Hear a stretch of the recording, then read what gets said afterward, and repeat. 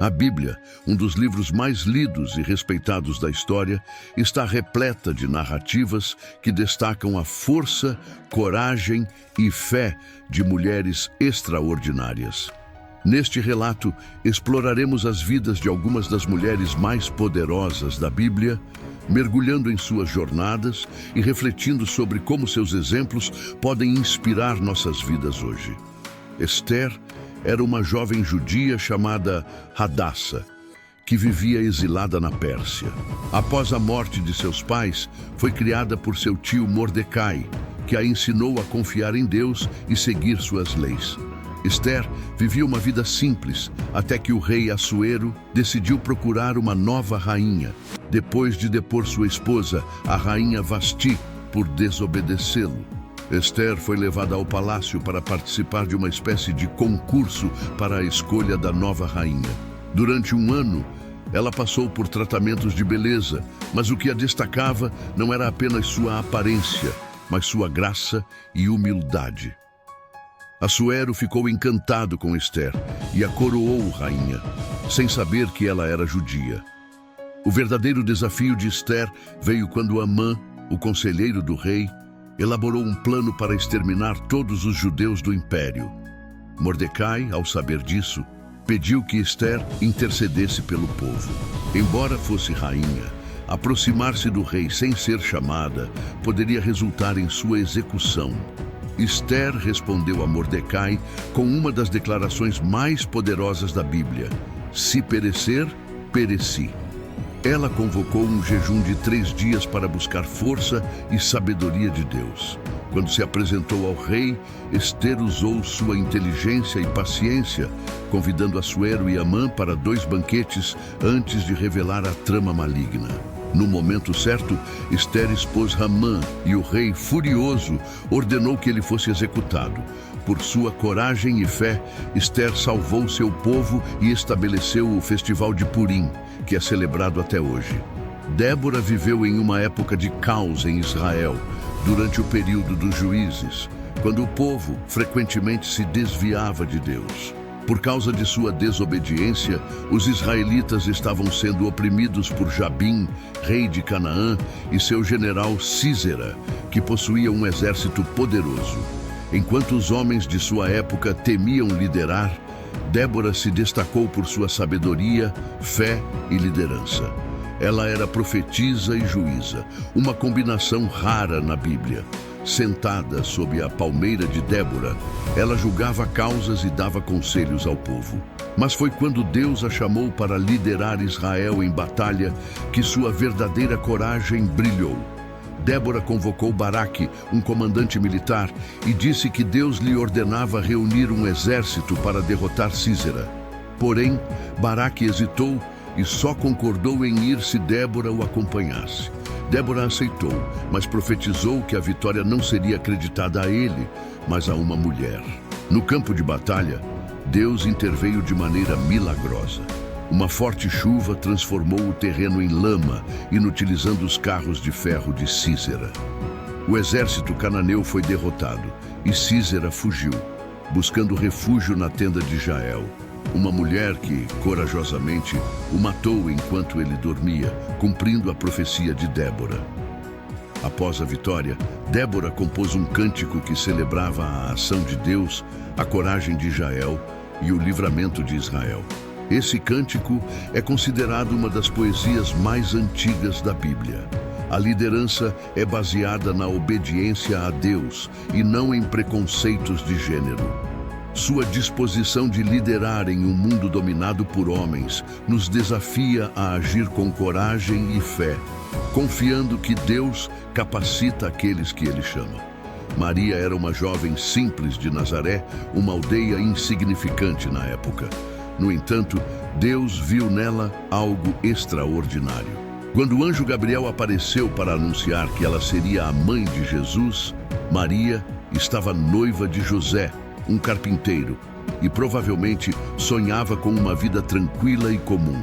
A mensagem de Gabriel foi avassaladora. Ela conceberia um filho pelo Espírito Santo, e ele seria o Filho de Deus, o Salvador do mundo.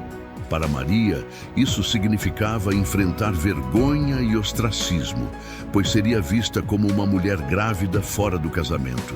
Apesar disso, sua resposta foi de uma fé profunda. Eis aqui a serva do Senhor, cumpra-se em mim segundo a tua palavra. Maria enfrentou desafios desde o início. Ao dar à luz, não havia lugar para ela, exceto uma manjedoura. Mais tarde, teve que fugir com sua família para o Egito para proteger Jesus de Herodes. Como mãe, ela também experimentou a dor de ver seu filho rejeitado, perseguido e finalmente crucificado. Mas Maria também viu a ressurreição e soube que seu sacrifício trouxe salvação ao mundo. Ruth viveu durante a época dos juízes um período de instabilidade e caos em Israel. O povo frequentemente se afastava de Deus, enfrentando opressão e dificuldades como consequência. Foi nesse cenário que Elimeleque, um homem israelita de Belém, decidiu migrar para Moabe com sua esposa, Noemi, e seus 2 filhos, devido a uma severa fome em Israel. Em Moabe, os 2 filhos se casaram com mulheres moabitas, Orfa e Ruth. Noemi enfrentou perdas devastadoras. Seu marido e seus 2 filhos morreram, deixando-a com suas 2 noras. Para uma mulher naqueles tempos, especialmente viúva e sem filhos, a vida era extremamente difícil. Noemi decidiu retornar a Belém, sua terra natal, após ouvir que Deus havia providenciado pão para seu povo. Ela aconselhou suas noras a ficarem em Moabe, onde poderiam reconstruir suas vidas. Orfa, com pesar, decidiu permanecer em Moabe, mas Ruth fez uma escolha inesperada. Com palavras que ecoam até hoje, Ruth declarou sua lealdade a Noemi e a Deus. Não insistas comigo para que te deixe e me afaste de ti. Para onde fores, irei. Onde ficares, ficarei. O teu povo será o meu povo, e o teu Deus será o meu Deus. Essa decisão foi um ato de amor sacrificial, pois Ruth sabia que, como estrangeira em Israel, enfrentaria discriminação e pobreza. Chegando a Belém, Ruth demonstrou sua determinação ao trabalhar nos campos de Boaz, um parente distante de Noemi, para sustentar ambas. E Ruth aproveitou essa oportunidade com humildade e dedicação. Boaz, ao notar a integridade e lealdade de Ruth, mostrou bondade e proteção. Ele garantiu que ela tivesse provisões e ordenou que seus trabalhadores não a molestassem. Mais tarde, ao ser incentivada por Noemi, Ruth seguiu os costumes israelitas e pediu a Boaz que exercesse o papel de resgatador, casando-se com ela para redimir a família de Noemi. Boaz aceitou o papel de resgatador, casando-se com Ruth e garantindo a continuidade da linhagem de Elimeleque. Seu filho, Obed, tornou-se avô do rei Davi, inserindo Ruth, uma estrangeira moabita, na linhagem de Jesus Cristo. A história de Ruth é uma poderosa demonstração de como Deus honra a lealdade, a humildade e o trabalho árduo, trazendo bênçãos além do que podemos imaginar. A primeira menção a Miriam ocorre quando Moisés, ainda bebê, é colocado em um cesto no rio Nilo para escapar do decreto do faraó, que ordenava a morte de todos os meninos hebreus. Miriam, provavelmente uma criança ou adolescente na época, desempenhou um papel essencial. Ela seguiu o cesto à distância e, ao ver que ele foi encontrado pela filha do faraó, ofereceu-se corajosamente para chamar uma mulher hebreia para amamentar o bebê, que acabou sendo a própria mãe de Moisés. Essa demonstração de inteligência e ousadia salvou a vida de Moisés e garantiu que ele fosse criado com conhecimento de suas origens. Anos depois, quando Moisés liderou o povo de Israel na fuga do Egito, Miriam apareceu novamente como uma líder proeminente. Após a travessia milagrosa do Mar Vermelho, Miriam liderou as mulheres em um cântico e dança de celebração. Cantai ao Senhor, porque gloriosamente triunfou. Lançou no mar o cavalo e o seu cavaleiro. Esse momento a destacou como profetisa e figura de inspiração para o povo.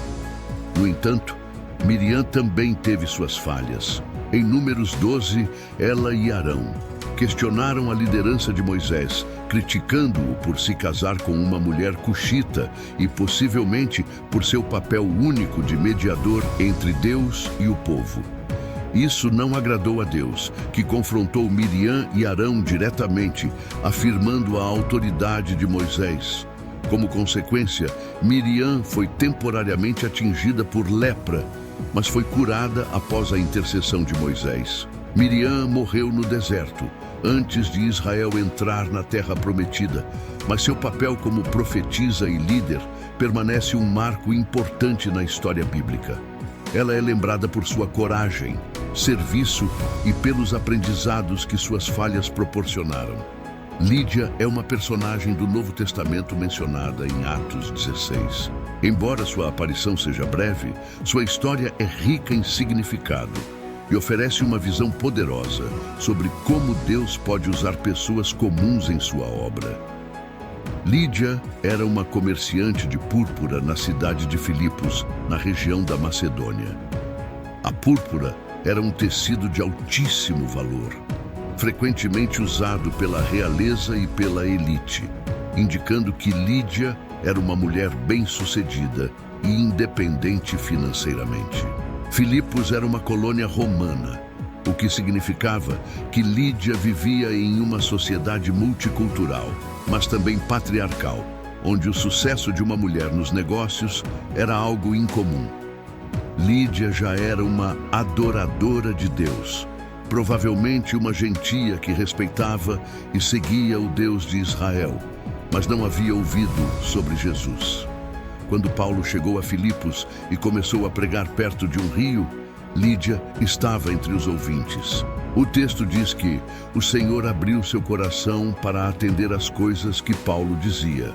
Ela foi batizada imediatamente, junto com toda a sua casa, mostrando sua influência espiritual e liderança dentro de sua família.